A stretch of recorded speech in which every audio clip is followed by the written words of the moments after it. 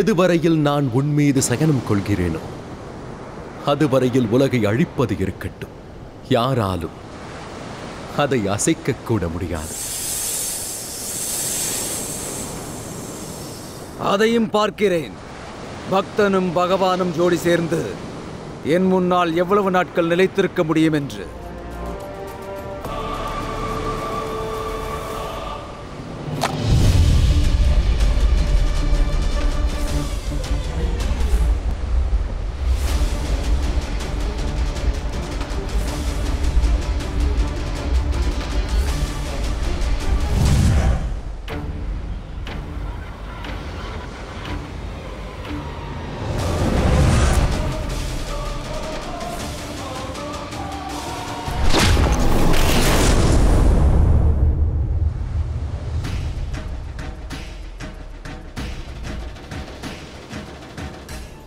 தன் குறிக்கோளை முழுமையடையச் செய்து நாராயணர் இங்கு நிரூபித்து விட்டார்.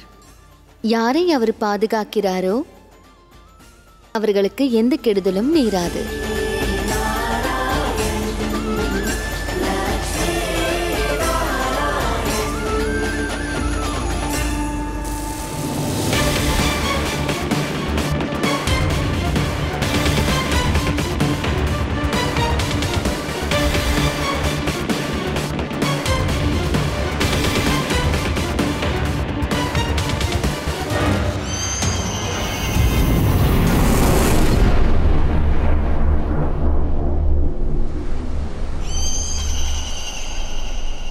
நாராயணா!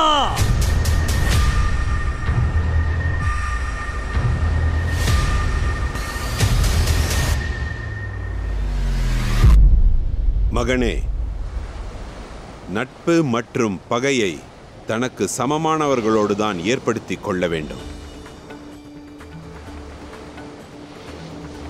நினைவிருக்கட்டும், அவர் ஸ்ரீஹரி நாராயணன் ஆவார். அவரை தூண்டக்கூடாது. அவரை பக்தியோடு பணிவோடு அழைக்க வேண்டும். அவருக்கு வேதனை அளிக்காதே. அவரை அடைய நீ முயற்சி செய்ய வேண்டும், உன்னுடைய சக்தியால் அல்ல. அவரை நீ பக்தியால் மட்டுமே அடைய முடியும். உன்னுடைய சகோதரன் சேஷநாகன் அதைத்தான் செய்தான். நான் சொல்வதை கேள் மகனே, இந்த பகைமையை மறந்துவிடு. பகையை நான் வளர்க்கவில்லை. எந்த பகைமையை நீங்கள் வளர்த்துக் கொண்டிருக்கிறீர்கள் தந்தையே? உங்கள் மகனின் உற்சாகத்தை கெடுக்கிறீர்கள். அந்த நாராயணனின் புகழை பாடிக்கொண்டிருக்கிறீர்கள். சரணாகதியும் பக்தியும் பலவீனமாக்கிவிடும். ஆனால் வீரர்களுக்கு அவர்களுடைய சக்திதான் அவர்களது உச்சகட்ட நிலையாகும். நான் அந்த சேஷநாகனை போன்று கோழை இல்லை தந்தையே. நான் அந்த அசுரராஜன் ஹயக்ரீவனாவேன். நான் வணங்கிக் கொண்டு யார் காலடியிலும் விழமாட்டேன்.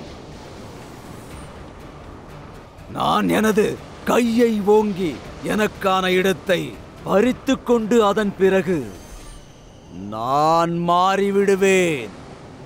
நாராயணனாக நாராயணனாக நாராயணனாக.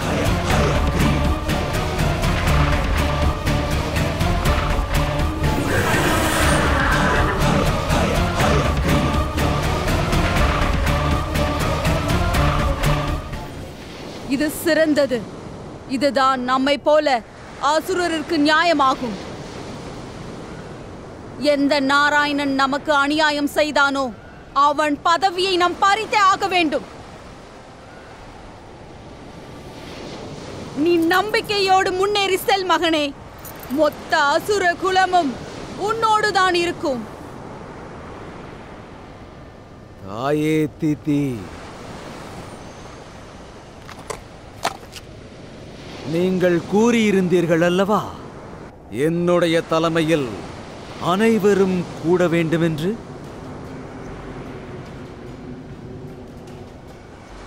அப்படியென்றால் நீங்கள் கட்டளையிடுங்கள். அனைத்து நாகர்களையும் அழையுங்கள்.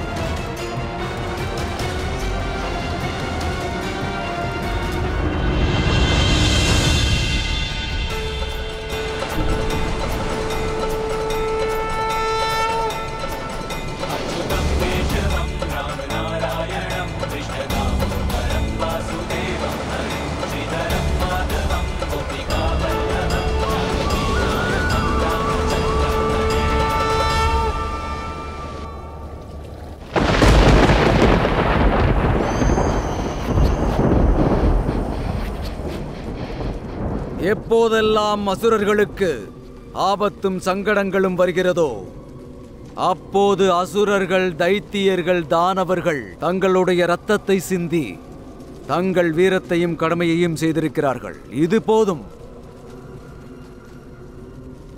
கஷ்யப வம்சத்தை மட்டும் தவிர்க்கலாம்.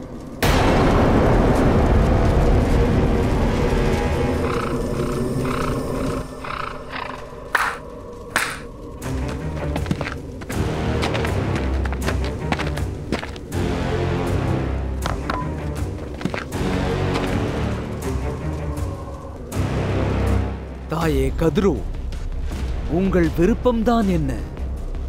அசுரர்களுக்கும் நாகர்களுக்கும் நடக்கும் இந்த சண்டையும் அதன் வேறுபாடுகளும் நிரந்தரமாக ஒரு முடிவுக்கு வர வேண்டுமெனில் நீங்கள் உங்களுடைய ஒத்துழைப்பை சான்றாக காட்டுங்கள். உங்கள் நாகபுத்திரர்களிடம் கூறி ஆணையிடுங்கள்.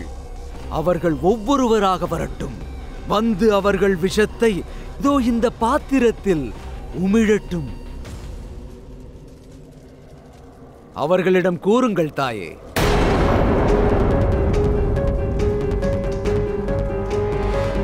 வேண்டாம் கத்ரு, வேண்டாம்.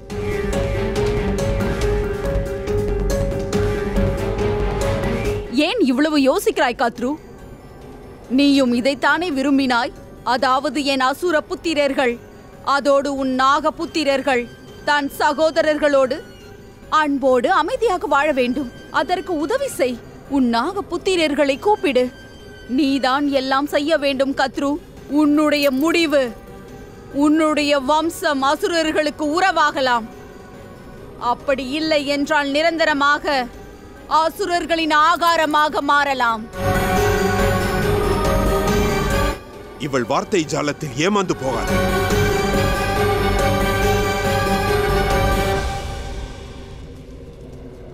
அயக்ரீவனின் கட்டளையை உடனடியாக நிறைவேற்றுங்கள்.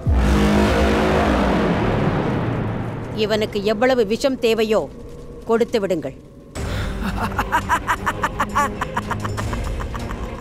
இது என்னுடைய கட்டளை.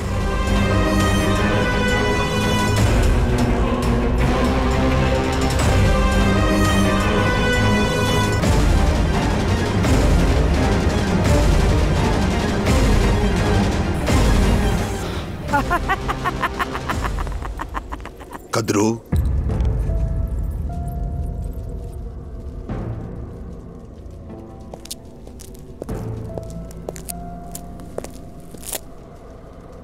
ஏன் இப்படி செய்தாய் கத்ரு? ஏன்? இங்கே பண்பு வளரவில்லை, சதித்திட்டம்தான் வளர்கிறது. உனக்கு தெரியும் அல்லவா? அனைத்து சர்பங்களின் விஷம் சேர்ந்தால் இந்த பிரபஞ்சத்துக்கே பெரிய ஆபத்து நேர்ந்துவிடும். அதோடு உன் மகன் ஹயக்ரீவன் இன்னும் பலம் வாய்ந்தவனாகி விடுவான். இல்லை, அயக்ரீவன் பலசாலியாக ஆக மாட்டான். ஏனென்றால் லக்ஷ்மி நாராயணன் மீது எனக்கு முழு நம்பிக்கை இருக்கிறது சுவாமி.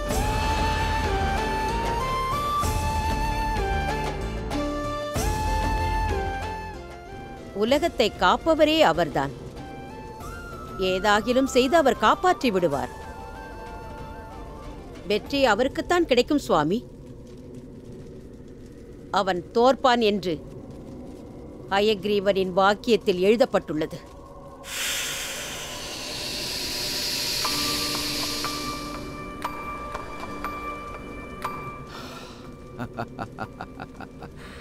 இது கால கூட்டத்தை விடவும் கொடிய விஷமாகும்.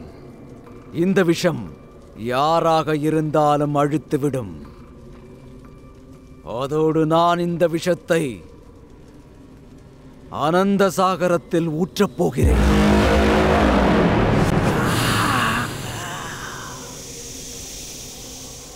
சமநிலையை அமைத்திருக்கிறானா நாராயணன்? இந்த விஷத்தை ஊற்றிவிட்டால் இந்த பூமியும் தப்பிக்காது, சேஷநாகத்தினாலும் தப்பிக்க முடியாது, சிருஷ்டிக்கும் நாராயணனாலும் முடியாது.